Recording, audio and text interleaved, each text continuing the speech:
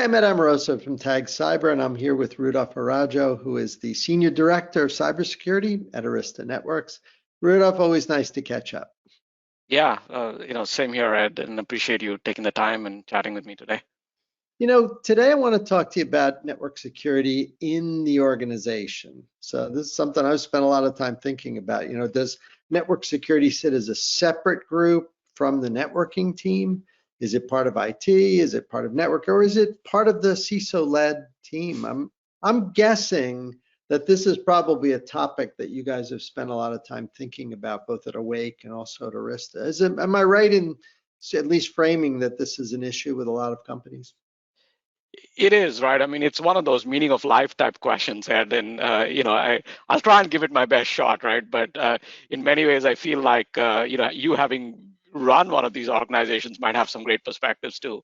But yes, I mean, I do think it's an area that customers struggle with because of a couple of things, right? I think one is there's not a clear demarcation of, hey, this is your responsibility versus this is mine.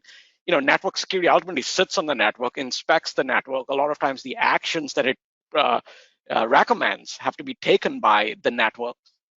Yet, security is a slightly different skill set.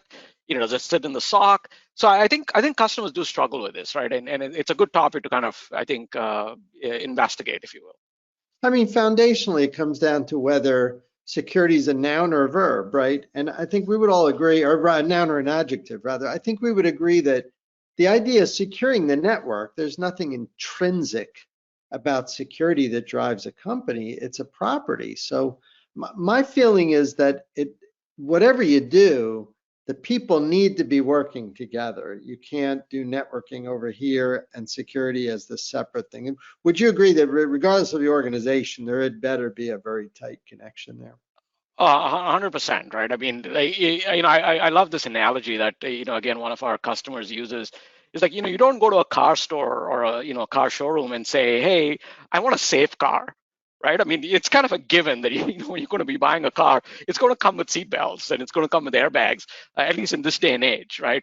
Yet, for whatever reason, we think it's okay to buy a network and then layer security in a variety of different ways on top of it, right? So I do think that, as you aptly put it, security definitely should be an adjective, a descriptor of the network, as opposed to being, this noun that or this cornucopia of products that gets added on top of the network. And I think to a large extent, if you look at other attributes of the network, right, performance being a great example, again, you don't go buy a network and then say, okay, hey, let me add a performance layer on top of it, right? The network is expected to be performant and available and so on. And I think it's time for security to kind of grow up into that into that role. One thing I've found is that a good way to ensure that there's cooperation and coordination is to cross-fertilize a little bit. Like to have some of your better people move back and forth between the two teams, because inevitably you are going to have two different teams. There are going to be people who have to deal with the day-to-day work activities in running a network, including dealing with customer issues and trouble tickets and things that a security team would very much shy away from. So there'll be that staff.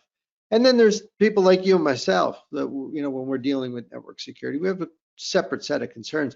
But what do you think about that? Like the cross-fertilization, it sounds good on paper. I don't know. You guys, when you're doing your selling, you probably deal with two very different types on the network and security side. Do you think such cross-fertilization is likely to happen at scale? Do you ever see it with your customers?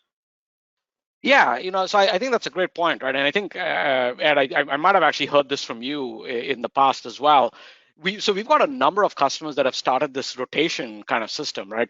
Not just within security, where people might rotate through different kind of functions within security, but also between the network and the security. Because you're right, one of the challenges I think a lot of times we see is, these two teams can be at loggerheads, right? Because they might have like opposing requirements or opposing kind of views, if you will, of how the network should be operated.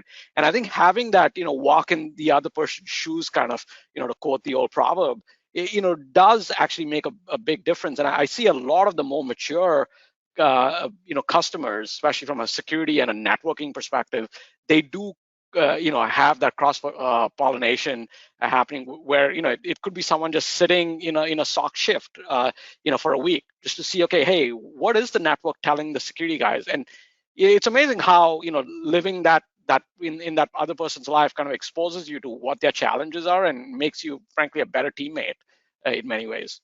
Yeah, I would say shared metrics would be a second thing that's absolutely essential.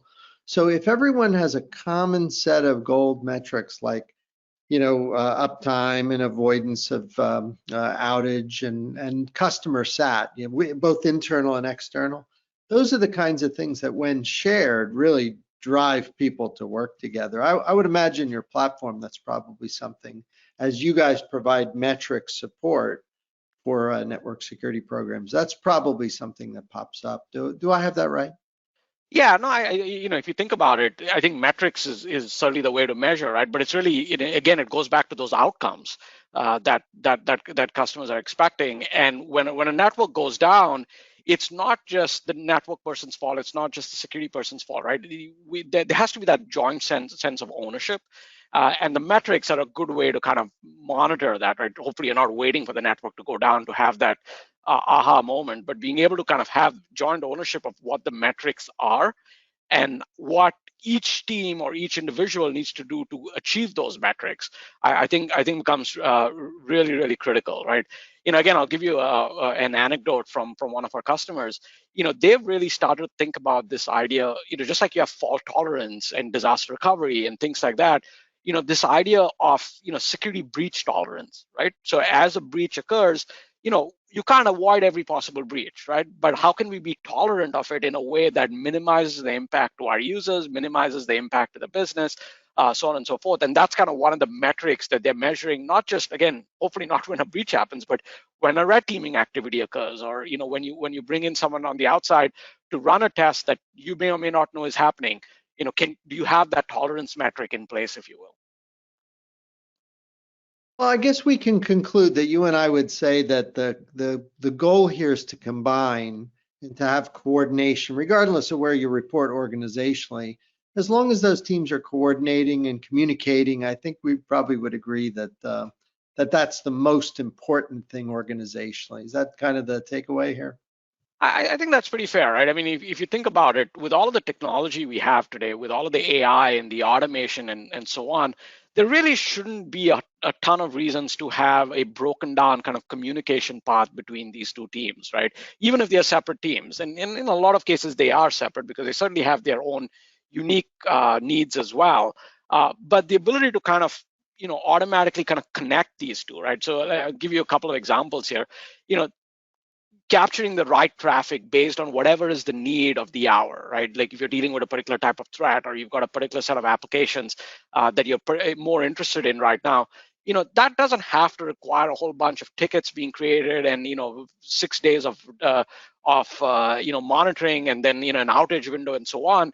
Can we get kind of programmability, right? API driven kind of calls that go from maybe the security tool to the packet monitoring tool or the packet broker tool, so that you can automatically tell that, I want to monitor Kerberos for the next 6 days because there's this new 0-day vulnerability out there that is exploiting something in Kerberos, right? So I think the ability to automate that also takes away a lot of that friction that maybe some organizations experience. So that's definitely a big recommendation that we would make, and I think a lot of our customers are employing as well.